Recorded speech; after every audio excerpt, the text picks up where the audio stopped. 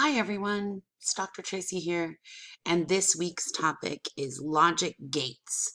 So we've been building all the way up to understand the way that a computer works, and logic gates is just one more piece of information that you need to be comfortable with in order to understand logic circuits, which will then become a central processing unit. So trust me when I say all these things go together leading up to here. Then we'll start an assembly and you'll wish we were back here because that's the worst. Haha. Anyway, logic gates. To understand logic gates, you need to understand how electronics work.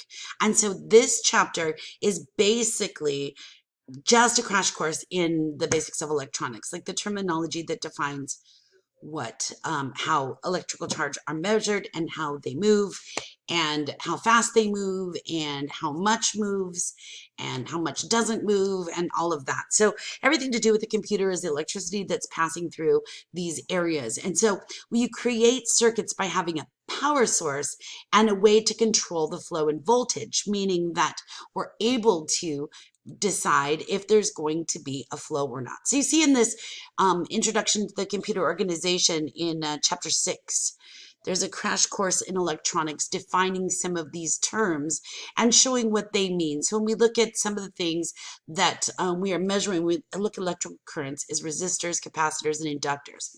Now, if you open up your computer and look at the motherboard, you're going to see these different resistors and capacitors and inductors that let you store energy, move energy, and take energy away.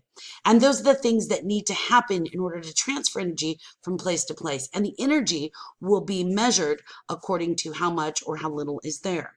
So all of this, not that I'm going to have you memorize any of this, just that you should read through it and get a good idea, at least a basic idea on how electricity works and how it passes through these pathways within the motherboard.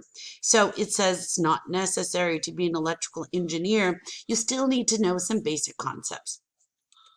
So the main thing that comes out of here is we're going to use these different voltages to create a transistor. And the transistor is the basis of what a computer architect is made out of. It's the basis of computer architecture. The transistor takes a power source, which is an input, and it creates an output based on what's done to it. And so we have these transistors, which in computers, we have microchips that are going to take the input source and create an output source. And so if we have a circuit, we can have a switch, and the switch is going to create on or off.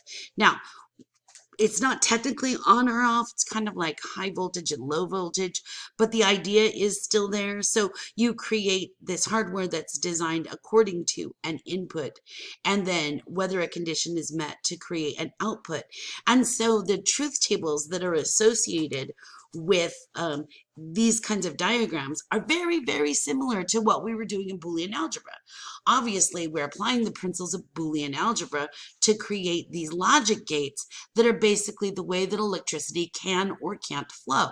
So when you create a switch, these components based on a transistor can stop the flow of electricity, which is a false, or it can allow the flow of electricity, which is a true. And so everything that's ones, zeros, truths, falses, Boolean, algebra, logic gates, they're all tied together and they all do the same stuff. So on this last chapter with the NAND and NOR gates, the idea just introduces one extra little bit of thing that goes along with those and ors that we were doing in Boolean algebra. And that is because of the inherent way that transistors work, the circuits will invert a signal. So instead of always trying to find a true, we kind of want to find a false. So that's what the NAND and NOR gates do. They have a high voltage that produces a low voltage at output and vice versa. So it's like a not. So we simplified those as not and, not or. So we call them NAND and NOR. And because of the way that electricity works, it is easier to find a false not than it is to find a true. That's where NAND and NOR gates come from. But they are still very similar with truth tables. It's just the complement to the values. So if we have two inputs, X and Y, and we're saying it's not X plus Y, then we're finding the truth tables for a NOR because we're using the plus, and that's the symbol for NOR. And then for a NAND, it's the same as AND with the little circle at the end, but we're saying we're finding the complement, just for the reasons that because of electricity, it works better that way.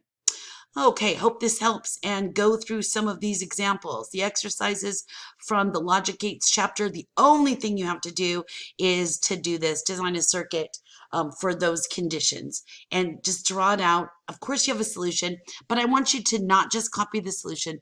Please demonstrate your understanding. All right, talk to you soon.